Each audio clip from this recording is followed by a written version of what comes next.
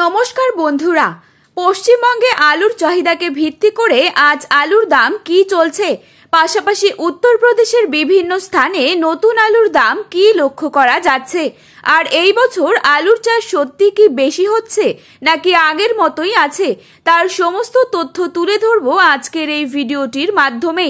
ভিডিওটিকে স্কিপ না করে শেষ পর্যন্ত দেখুন। আমাদের চ্যানেলে নতুন এসে থাকলে অবশ্যই চ্যানেলটিকে সাবস্ক্রাইব করে পাশে থাকা বেল আইকনটিকে প্রেস করে রাখবেন প্রতিদিনই আলুর বাজার দর ও আলুর খবর সম্পর্কে জানার জন্য। তো চলুন বন্ধুরা, এক নজরেই দেখে নেওয়া যাক। বর্তমানে আলুর দাম অনেক কমে গেলেও রাজ্য সরকার কোনো মতেই বর্ডার খুলতে রাজি নন। পাশাপাশি এই বছর যা আলুর ফলন হয়েছে তার রেকর্ড ভেঙে দিবে পশ্চিমবঙ্গে। প্রথম দিক থেকেই আলুর গাছ ভালো রয়েছে এবং আলুর চাষের জন্য অনুকূল আবহাওয়ার পরিস্থিতি বজায় থাকায় আলুর ফলন বিগত কয়েক বছরের তুলনায় এবছর বেড়েছে। কৃষি দপ্তরের খবর অনুযায়ী 15 থেকে 20% আলু চাষ এবছর অধিক লক্ষ্য করা যাচ্ছে। বর্ডার একদিকে বন্ধ আর অপরদিকে আলুর ফলন বেশি থাকায় আলুর দাম তলানিতে ঠেকছে।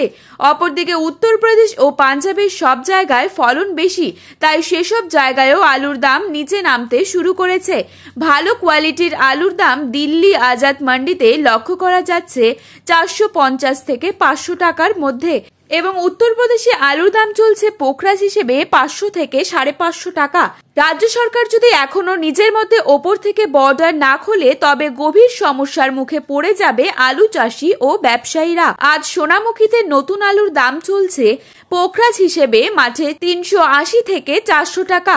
কতুলপুর সংলগ্ন এলাকাতে আজ মাঠে নতুন আলুর দাম চলছে 390 থেকে 400 টাকা, যেখানে রেডির দাম পয়েন্ট লোড হিসেবে রয়েছে 425 থেকে 435 টাকা।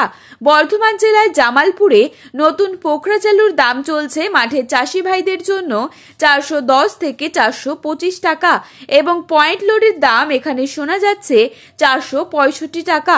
মুর্শিদাবাদ জেলার ডাকবাংলোতে আজ নতুন আলুর দাম দেখা যাচ্ছে 360 থেকে 390 টাকা। ঝাড়গ্রাম জেলার বিনপুরে আজ নতুন পোখরাজ আলুর দাম রয়েছে প্রতি প্যাকেট হিসেবে 350 থেকে 375 টাকা। আজ মশাগ্রামে আলুর দাম রয়েছে প্রতি প্যাকেটে 410 থেকে 425 টাকা। পশ্চিম মেদিনীপুর জেলার গড়বেটায় আজ নতুন আলুর দাম চলছে 400 থেকে 410 টাকা। তো বন্ধুরা, এই ছিল আজকের আলুর সঠিক বাজার মূল্য।